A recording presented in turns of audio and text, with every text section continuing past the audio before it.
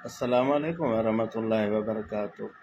امام نووی علیہ رحمہ بستان العارفین میں فرماتے ہیں ایک کمینہ شخص تھا۔ اس حدیث ان الملائکۃ لتدع اجنحتها لطالب العلم، فرشتے طالب علم کے پاؤں اپنے پر بچھا دیتے ہیں۔ وہ کمینہ شخص، پلید شخص استہزاء کیا کرتا، یہ کیسے ٹھٹولی کیا کرتا تھا۔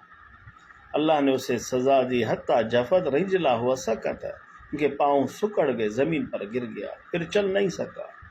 امام ابو داؤد سجستانی علیہ رحمہ فرماتے ہیں اسی حدیث پر ایک شخص ٹھٹولی کیا کرتا تھا، لوہے کے چپل پہنا کرتا تھا تاکہ فرشتوں کے پروں کو تکلیف پہنچے، اللہ نے اسے سزا دی، فصابت و اکلۃ فی رجلہ، ان کے پاؤں میں خطرناک زخم پیدا ہوا جس کو ہم کینسر کہیں، پھر ان کو پاؤں کو کاٹنا پڑا۔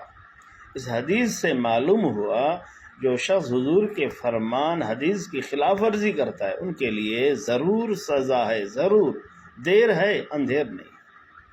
آج کل جو ہم مسلمان کروڑہ نہیں اربوں مسلمانوں کو، بے شمار مسلمانوں کو، پورے دنیا کے مسلمانوں کو تکلیف پہنچی ہے، اس حدیث کے خلاف ورزی کی گئی ہے۔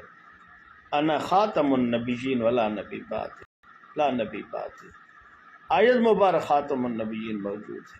میری جان، میرے دوست عزیز، ہمارے حکمران، جج صاحبان غور کریں، فکر کریں۔ ان چند دنوں میں، آج 8 اگست 2024 بروز جمعرات ہے، 14 اگست آنے والا ہے، اس سے پہلے فیصلہ دیں۔ ہم خوش ہیں، میرے حضور کا فرمان ہے، حب الوطن من الایمان، وطن کی محبت ایمان کا جز ہے۔ اللہ نے ہمیں پیارا ملک دیا، خوبصورت ملک دیا، اس ملک میں علماء مشائخ بستے رہتے ہیں، ان کے یہاں پہ درسگاہیں ہیں۔ ہم شکر الحمدللہ، ہمیں اس روحانی خوشی میں شامل کریں۔ جج صاحبان اپنا فیصلہ واپس کریں، ہم دستبس سے عرض کرتے ہیں، ہم 14 اگست ظاہری باطنی خوشی منائیں، اس روحانی خوشی میں ہمیں شامل کریں تو میری جان، ورنہ اس سزا کا انتظار کریں، فیصلہ کو واپس کریں اور اللہ کے بارگاہ میں توبہ کریں، ورنہ فقیر نے آپ کی خدمت میں 2 واقعات سنا ہے، اس کا ضرور سزا ہے۔